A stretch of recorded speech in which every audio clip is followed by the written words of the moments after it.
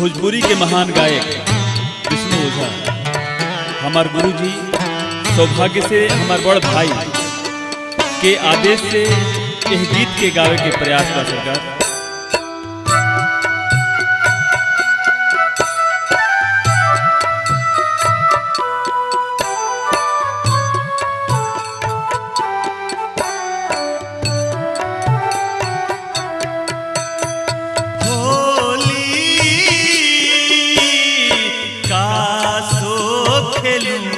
मेरो मोहन मदन विदेश होली कासो खेलूं मेरो मोहन मदन विदेश।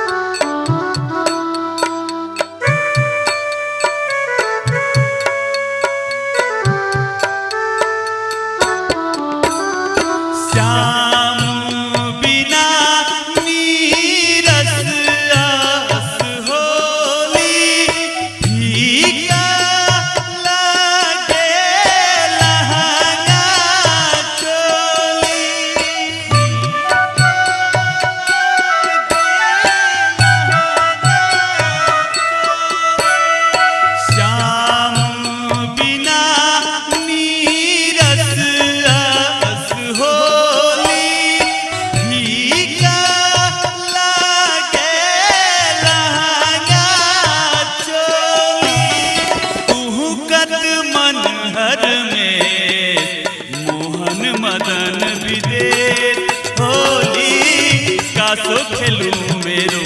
मोहन मदन विदेश होली कासो खेलूं मेरो मोहन मदन विदेश होली कासो खेलूं मेरो मोहन मदन विदेश।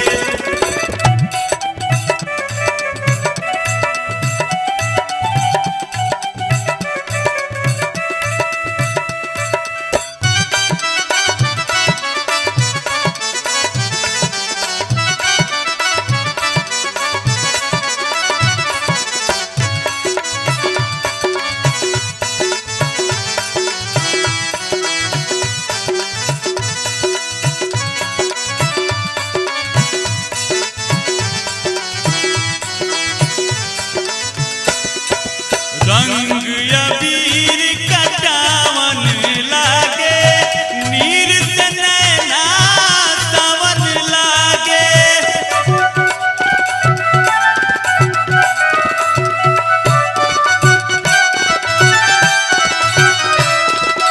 रंग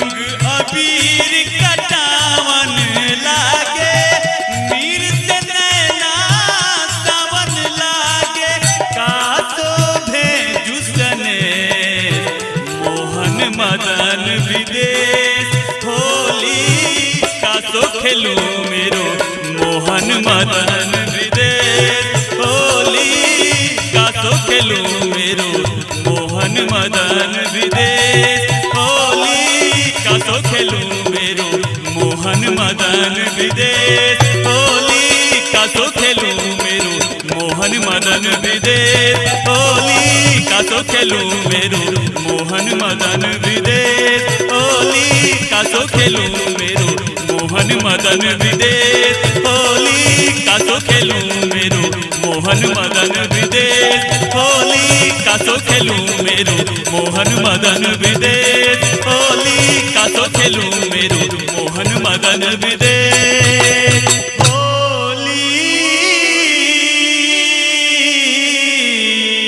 कासो खेलूं।